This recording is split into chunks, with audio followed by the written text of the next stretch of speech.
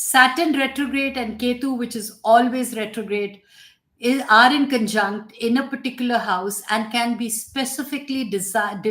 Can it specially define or show something abnormal? Cause both planets are retrograde in particular house or particular area of life. Well, I would say is that the conjunction of Saturn, if it is retrograde, is basically asking you to reinvent, renovate, and look into the structure of any area of life that it is positioned in. Which means, is it really the structure of your home, your office, your own life, your own personality? And Ketu, which is always retrograde as it is, in a particular house, can indeed have a very unique and significant effects on that area of your life, which says that you need to leave your past behind if you are wanting to renovate or restructure your life in a particular area. So the past will not work. That's a very simple way of looking at it. Saturn is asking you to renovate and restructure. And now, if Saturn retrograde and Ketu is retrograde, it is a very simple understanding that Saturn says that your renovation or your restructuring your life will only be fruitful if you leave your past habits, attitude, or past behind and then start your life afresh. Will your structure or your future successes manifest?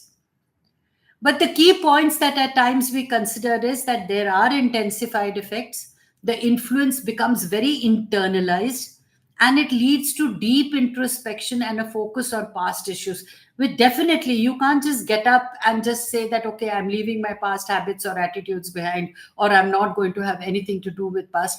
You have to analyze it, you have to consider it. It is the same simple three questions of asking what you need to do in future, how you are going to do it, and why is it important for you to move forward. So what you're going to do, you will be aware of it.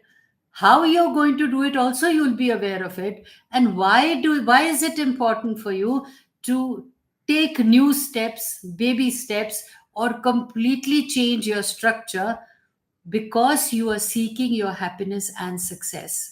And if you keep retaining the habits that you have not worked for you in the past, are surely not going to work for you in the future. So this conjunction is intensified because you need your past, put closures, and then embark upon the new ones. So it's kind of karmic lessons that you learn. This conjunction often indicates that there are strong karmic lessons because Saturn is representing discipline, structure, and your karma. While Ketu is telling you to detach yourself from these habits because they are no longer working. In fact, your baggage is becoming heavy.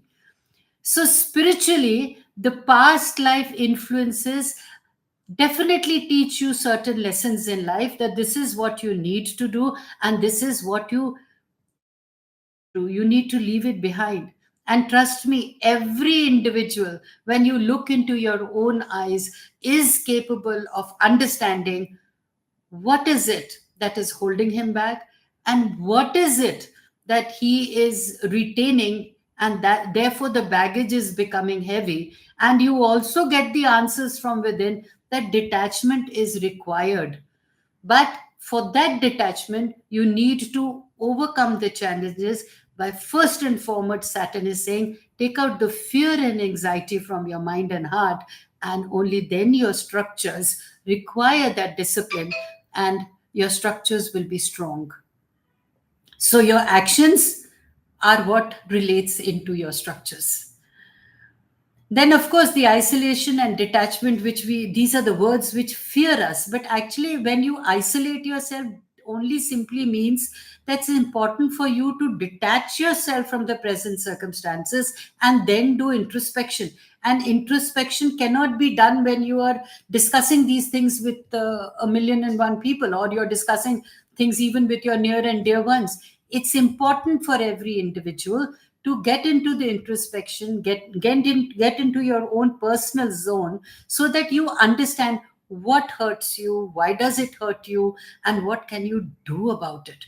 Because if you're going to discuss all these things with people, then obviously everybody's answer is going to be according to their experience and perception, which may not be right for you. So, therefore, the isolation and detachment is required. So, Saturn says, get into your zone, or build your belief system, is what Jupiter says. And then, once you've built your belief system, will you be able to make your structures very, very strong. So, the combination leads to feelings of isolation and detachment, but don't stress too much on those words. It's basically, I would put it again, it's introspection and trusting your inner core of what it's feeling and how you need to overcome it. So you need to detach from the material world that you're existing in, and this manifests as a desire to withdraw from social interactions and focus on your own spiritual core and introspective pursuits. So there are definitely, I mean, once you are changing, nothing happens overnight, and there are few challenges that we have to come. So obviously delays are expected. So the Saturn's retrograde motion causes the delays and obstacles is a very negative way of thinking of it. Saturn's retrograde is giving you time to get into your zone so that you can introspect, and then you can detach yourself from things that are not working for you anymore. And when you are changing your personality, it seems challenging, it seems it is being things are being delayed, but actually it is like smoothing the surface. It's like when you're traveling on road and with the potholes have to be covered, they are initially covered with all those big boulders. After that you see the road roller.